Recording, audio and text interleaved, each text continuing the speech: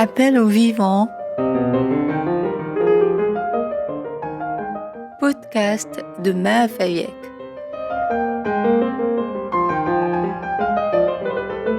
Mixage, Chérif Fayek. Alors justement, je voulais juste en revenir 2 secondes pour un dialogue des civilisations qui prône un dialogue des civilisations à l'échelle planétaire, intégrant non seulement le monde musulman, mais aussi l'Amérique latine, l'Afrique, l'Asie, etc. Alors justement, 10 ans, en fait un peu plus de 15 ans après, lorsque vous publiez les mythes fondateurs de la politique israélienne, et qu'en 1982, vous aviez été désigné à l'issue de la publication d'un article dans le journal Le Monde, je crois, comme étant un antisioniste. En 1900... J'ai été acquitté en disant très clairement la critique licite de la politique d'un État, il s'agissait de l'État israélien, n'a rien à voir avec l'antisémitisme. C'est tout ce que je voulais démontrer, moi et mes 2 co-signataires, c'est-à-dire le père Lelon et le pasteur Mathieu. Alors justement, les mythes fondateurs de la politique israélienne sont publiés en 1996 et une énorme polémique s'ensuit. Alors je vais vous poser des questions, vous allez me répondre si oui ou non. Roger Garoudi, si oui ou non vous êtes un révisionniste, si oui ou non vous êtes un négationniste, si oui ou non vous avez voulu substituer à l'histoire ce que vous appelez une perversité du peuple juif qui a voulu inventer l'histoire de la Shoah pour sacraliser l'État d'Israël et justifier toutes les exactions qui ont suivi, commises à l'égard du peuple palestinien. Si oui ou non vous avez dit qu'il n'y avait pas de preuves tangibles de l'existence des chambres à gaz. Je ne me reconnais pas du tout dans toutes les confusions que vous venez d'énumérer. Alors justement, c'est les confusions qui ont été énumérées par toute la presse et qui vous ont valu un procès pour lequel vous avez été jugé. Voilà. Alors je voudrais vous dire, tout ceci repose simplement sur une confusion que malheureusement, enfin j'espère que vous exposez là ce que vous avez lu. Par conséquent, ça c'est vrai. On a voulu confondre une religion, le judaïsme, que je respecte, mais je respecte toutes les religions. Vous avez là tous les livres sacrés. Depuis les Gathas de Zoroastre jusqu'au Coran, en passant par la Bhagavad Gita ou les Upanishads ou les Védas. Par conséquent, c'est une religion que je respecte. Tandis que le sionisme n'a rien à voir avec le judaïsme. C'est le père du grand musicien Yehudi Menuhin, qui m'a si bien défendu d'ailleurs dans ce procès, qui écrit dans son livre La décadence du judaïsme.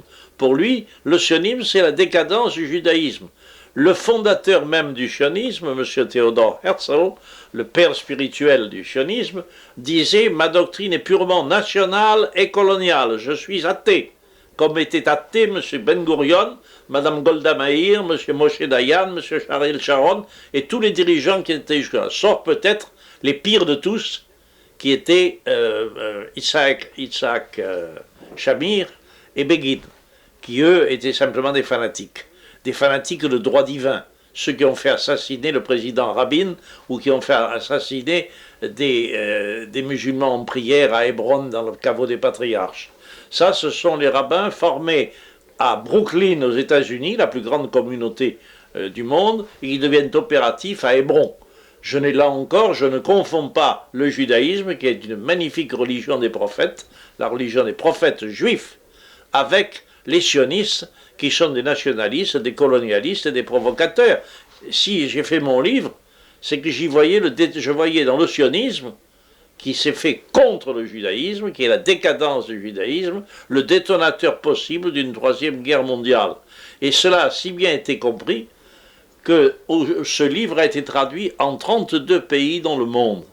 Je peux vous en montrer quelques-uns. Mais attendez, il est interdit en France. Il n'est pas interdit du tout, il n'a jamais été interdit en France.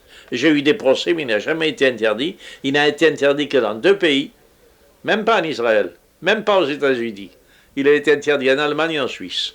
Alors, ce qui montre d'ailleurs les limites de la démocratie de ce genre de pays. Alors, une explication, pourquoi avez-vous été jugé par une cour correctionnelle de contestation contre des crimes contre l'humanité? Pourquoi avez-vous été accusé d'appel à la haine raciale, quoi? Parce que ça avait été jugé très bien par la Cour de cassation et par les 3 cours qui m'avaient jugé il y a 10 ans. Mais à ce moment, n'existait pas une loi scélérate qui s'appelle la loi Guesso et qui parle de crimes contre l'humanité. Je vous donne un exemple de la mauvaise foi. Je ne dis pas seulement de l'opinion publique, parce qu'elle est entièrement fabriquée par la presse, comme aujourd'hui à l'égard de la Yougoslavie, mais par eux-mêmes, par les tribunaux. Le procureur déclare, je dis quelque part, non seulement je ne nie pas les crimes, je dis ce serait un crime de nier ces crimes.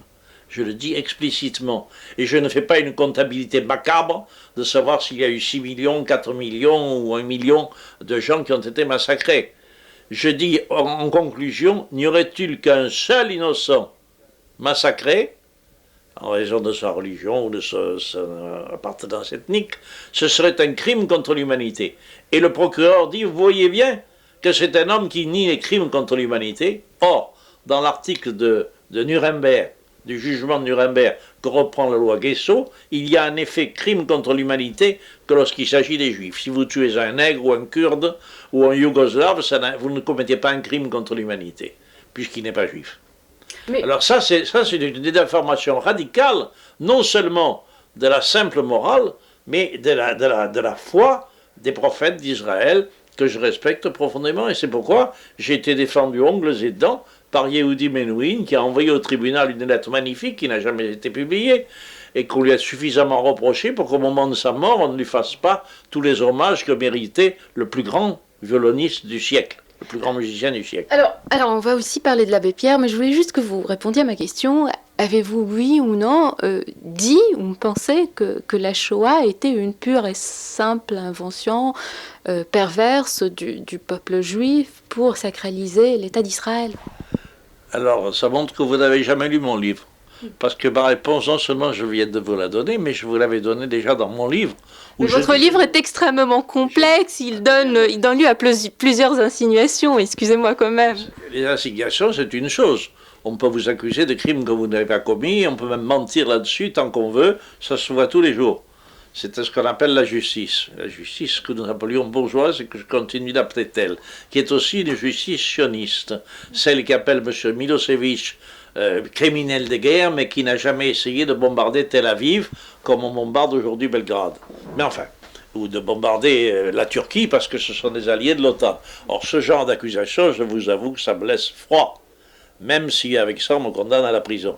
Je n'ai jamais déclaré que la Shoah était une invention juive. J'ai dit qu'on avait exagéré tout cela pour mettre à part les victimes juives du reste des victimes. Même s'il y en a eu 6 millions. Et depuis, et même dès le lendemain, c'est M. Reitlinger, celui qui le premier écrit le grand livre sur la solution finale, disait « Je suis très loin des appréciations des 6 millions ». Donc je ne suis pas le seul à les contester. Mais il ne s'agit pas d'une comptabilité. Je n'ai jamais nié ça, j'ai dit simplement qu'on avait voulu en faire un massacre à part. On oublie que cette guerre a fait plus de 50 millions de victimes. Nous avons commis, quand j'entends dire le plus grand génocide de l'histoire, c'est peut-être vrai dans l'histoire juive, mais ça n'est pas vrai dans l'histoire universelle. Dans l'histoire universelle, malheureusement, les Indiens d'Amérique ont été massacrés à 60 millions. Et il y a eu en Afrique, avec la déportation des Noirs d'Afrique, de 100 à 200 millions de personnes tuées, parce qu'il fallait 10 tués pour un captif. Et il y a eu de 10 à 20 millions de déportés aux Amériques. Donc ce n'est pas le plus grand génocide de l'histoire. C'est tout ce que j'ai dit, je n'ai rien nié du tout. Au contraire, ces massacres sont des massacres réels, mais je refuse simplement l'apartheid des morts. Qu'il y ait des gens qui soient des morts privilégiés, des morts véritables, et les autres ne seraient que des morts ou des victimes de seconde classe. Eh bien non, je ne suis pas une victime de seconde classe, et mes amis qui sont morts dans les camps, mes frères, ne sont pas non plus des morts de seconde classe. Alors, une ultime dernière question avant de clore ce chapitre. Pourquoi, Monsieur Garoudi, avez-vous eu tout ce soutien des intellectuels arabes et de pratiquement tous les pays arabes à l'issue de la publication de ce livre et surtout au lendemain de cette polémique? Pourquoi avez-vous visité de nombreux pays arabes au lendemain de cette polémique, notamment la Syrie, le Liban, la Jordanie, l'Égypte? Vous avez même eu la médaille du meilleur prédicateur de l'islam à l'occasion que vous a accordé le Cheikh Al-Azhar. Pourquoi donc tout ce soutien islamo-arabe au lendemain de cette polémique, si cette polémique n'avait pas eu raison d'avoir lieu, comme vous le dites? La réponse est extrêmement simple. C'est que les Arabes ont été les premières victimes du sionisme. C'est M. Ariel Sharon qui disait c'est tout le Moyen-Orient qui dépend de nous depuis l'Iran jusqu'à la Turquie et jusqu'à la Tripolitaine. Par conséquent, ce sont ces pays qui ont été les plus menacés. Voilà pourquoi ce sont ceux que j'ai voulu défendre les premiers. Et ils ne sont pas les seuls, parce que nous avons là l'étincelle d'une véritable guerre mondiale. Mais ce qui est vrai, c'est que ce sont les pays arabes et islamiques en général, pas seulement arabes, je pense à l'Iran, qui ont été les principales cibles des sionistes. Voilà pourquoi j'ai reçu cette approbation. Et il n'est pas vrai que j'ai reçu le prix du meilleur défenseur des Arabes. J'ai reçu le prix Faisal, c'est-à-dire ce qu'on appelle le Nobel des Arabes. Je l'ai reçu des mains du roi Fahd, mais il y a 10 ans. C'était bien avant tout ceci. C'est-à-dire que j'avais déjà dénoncé le crime contre la Palestine bien avant. Mon premier procès, c'était pour avoir dénoncé l'invasion du Liban. Et cette invasion continue. Elle va, paraît-il, cesser, mais ça n'est qu'une promesse. Le retrait des troupes du Liban. Mais c'est normal que j'ai commencé par le Liban. Je suis allé au lendemain de Sabra et Shatila, je suis allé au Liban, et j'y suis retourné depuis, parce qu'il y a eu de nouvelles attaques avec Cana. Et c'est à la suite de cela que je l'ai fait. Et là, j'ai vu les mensonges flagrants qui avaient été faits par les Israéliens. J'ai visité devant Sabra et Shatila le bureau qui était celui de M. Sharon. J'y suis allé malgré les escaliers démolis, mais j'ai réussi avec une simple jumelle à voir tout ce qui se passait dans le camp de Sabra et Shatila. Par conséquent, il est impossible de dire que M. Sharon ne savait pas ce qui se passait. Non seulement il le savait, mais il l'a préparé, il l'a encouragé, il l'a armé et il l'a financé. Le plus grand criminel de guerre du Moyen-Orient, c'est certainement M. Ariel Sharon. Pourquoi, justement, ultime dernière question, pourquoi donc, Roger Guéroudi, avez-vous eu toute l'intelligentsia française et tous les intellectuels français contre vous après la publication des mythes fondateurs? Non, je n'ai pas eu contre moi les intellectuels français. D'intellectuels français, je n'en connais pas qui m'ait attaqué ouvertement. J'en connais un seul, c'est M. Bernard-Henri Lévy. M. Bernard-Henri Lévy qui considère que la France est la première dans l'abjection et la fondatrice du national-socialisme. Quand on se méprise et que toute notre culture, qu'il s'agisse de la culture de Voltaire, ou qu'il s'agisse du catholique Péguy, ou même qu'il s'agisse de ce grand historien juif qui s'appelait Bernard Lazare, il considère que tout cela témoigne de notre ancienneté dans l'abjection. Quand on déteste à ce point la culture française, je ne pense pas qu'on puisse se déclarer intellectuel français. L'abbé Pierre, ce grand homme de l'Église catholique, lui, par ailleurs, vous a soutenu. Il a subi, en raison de cette prise de position, énormément de pression. Quels sont aujourd'hui vos rapports avec l'abbé Pierre et pourquoi, à votre avis, vous a-t-il soutenu si ardemment, au début en tout cas? Mes relations avec l'abbé Pierre sont ce qu'elles ont été depuis 60 ans. C'est des rapports fraternels, même lorsque politiquement nous n'avions pas la même conception. Mais en ce qui concerne le sionisme, nous avons la même conception. Je me permettrai de vous faire un cadeau. Vous avez là la dernière lettre que le Monde a refusé de publier, dans laquelle l'abbé Pierre donne son sentiment sur le sionisme. Et vous avez également mes témoins, dans lesquels vous verrez qu'à moins de ne pas les considérer comme des intellectuels français, j'ai eu depuis le début le soutien de Romain Rolland, de Sartre, de Lévi-Strauss, de Bachelard, du général de Gaulle, de poètes comme Saint John Perse, Éluard, Aragon, des musiciens comme Yehudi Menuhin, des danseurs comme Béjart, des prêtres comme le père Chenu, comme beaucoup d'autres, comme Don Helder Camara, l'archevêque. Voilà quels sont les intellectuels français. Merci, monsieur. Je n'appelle pas M. Bernard-Henri Lévy ni un Français ni un intellectuel. Alors justement, si telle est votre prise de position contre le sionisme, faut-il en détruire? Qu'aujourd'hui l'État d'Israël est un État qu'il faut détruire ou non? Que pensez-vous? Quelle est votre position aujourd'hui par rapport à l'État d'Israël? Je ne dis pas qu'il faut détruire l'État d'Israël. À savoir s'il fallait le créer, ça c'est un problème historique. Mais on ne refait pas l'histoire à coups de canon, par conséquent je ne demande pas la destruction de l'État d'Israël. Je demande simplement qu'il respecte les conditions dans lesquelles il a été créé et qu'il rentre dans ses frontières. Israël doit pouvoir vivre en sécurité à condition de ne pas menacer en permanence la sécurité de ses voisins par l'occupation du Liban, du Golan, de la Cisjordanie et le massacre des Palestiniens. 700 000 Palestiniens ont été dès le début expulsés de leur propre pays. Il se trouve que là, il y avait une véritable épuration ethnique, mais pour celle-là, on a fait moins de bruit que pour beaucoup d'autres. Vous savez à quoi je pense. Roger Garaudy, une dernière question. Je disais au tout début. Bon. Oui, au tout début de cette émission que vous avez quand même voyagé tout au long de ce siècle et que vous avez sans doute été hérité par l'enlissement de ce siècle à chacun de ces tournants.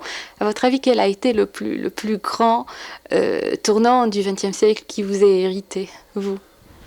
Malheureusement, il n'y a pas eu de tournant dans ce XIXe siècle. Il a été la continuation, je dirais l'achèvement du crime commis déjà à la Renaissance, c'est-à-dire au moment de la naissance simultanée du capitalisme et du colonialisme. Ce sont les deux choses qu'il s'agit aujourd'hui de détruire.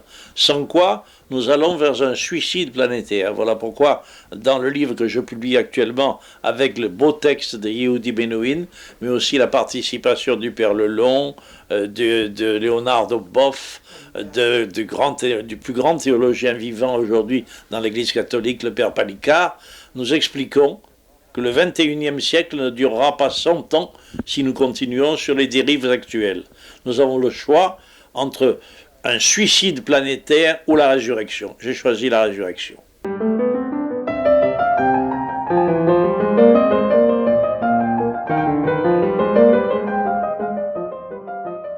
Dites-moi, que reprochez-vous aux journalistes ? L'autre jour, je leur ai écrit personnellement que dans l'affaire actuelle de la Yougoslavie, on peut compter malheureusement sur les doigts de la main les journalistes qui font un travail honnête. Je pense en particulier à M. Jean-François Kahn, à M. Paul-Marie de la Gorce, je pense à M. Ramonet et au Monde diplomatique et au journal Marianne. Par contre, les prostituées politiques se comptent par milliers dans le journalisme français. Alors, justement, que reprochez-vous aux journalistes français à la façon dont la crise de la Yougoslavie a été traitée par la presse française et que ne reprochez pas aux autres dont vous avez cité le nom tout à l'heure ? Simplement, je reproche aux journalistes de faire comme s'ils n'avaient pas vu que les États-Unis, l'Europe est une Europe américaine depuis Maastricht et qu'actuellement les Américains continuent à vouloir faire de l'Europe ce qu'ils ont fait de l'Amérique latine, c'est-à-dire leur propre colonie.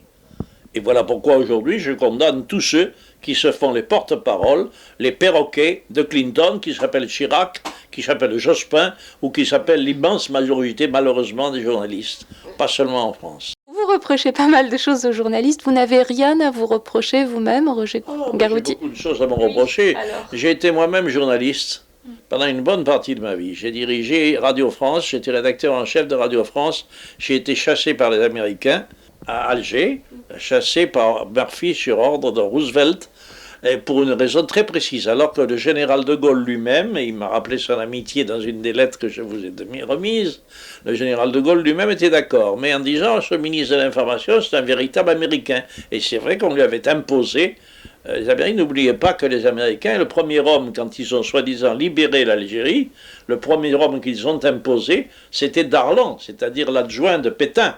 C'était pas de Gaulle. Après, ils ont essayé avec Giraud, mais ils faisaient tout pour écarter de Gaulle, qu'il s'agisse de Roosevelt, qui le détestait, ou que ce soit Churchill, qui le détestait pas moins. C'est Churchill qui disait « tout le monde porte sa croix, moi je porte la croix de Lorraine ». Alors, je crois que là, ce jour-là, j'ai fait mon métier, j'ai préféré être expulsé plutôt que de ne pas dire une chose vraie. J'ai été de même expulsé des fonctions que j'exerçais quand je dirigeais les cahiers du communisme pour les mêmes raisons. J'ai été expulsé d'autres fois encore et maintenant je suis censuré systématiquement et mis en procès parce que lorsqu'il m'arrive de faire du journalisme, lorsque j'ai écrit la logique de l'invasion du Liban en montrant que c'était la logique sioniste, ce jour-là, on m'a immédiatement intenté un procès que d'ailleurs j'ai gagné. Et maintenant, c'est pour avoir continué ce travail, je considère que mes derniers livres ne sont pas des livres d'histoire, sont des livres politiques qui montrent simplement, qui dénoncent ce que peut être le détonateur de la Troisième Guerre mondiale.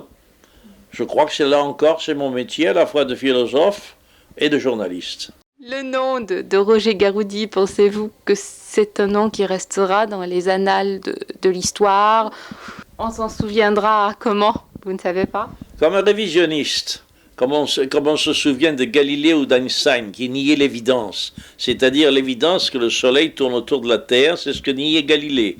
L'évidence qu'on ne peut tracer qu'une perpendiculaire à une droite, c'est ce que niait Einstein. Je suis très fier d'être le disciple de ces révisionnistes. Si Roger Garaudy, je vous demandais d'adresser un mot à quelqu'un que vous aimez, en fait, quelqu'un à qui vous pensez particulièrement. Un qui est encore vivant, à l'abbé Pierre, à qui je dirais volontiers, tu as défendu jusqu'au bout, comme moi et comme Don Helder Camara, l'archevêque de Récif. Tu as essayé de maintenir ce qu'a été la ligne permanente de Jésus. Ça lui a coûté la vie, ça pourra nous coûter la nôtre aussi. L'autre est mort, c'était Yehudi Menuhin, je lui enverrai le même baiser d'adieu.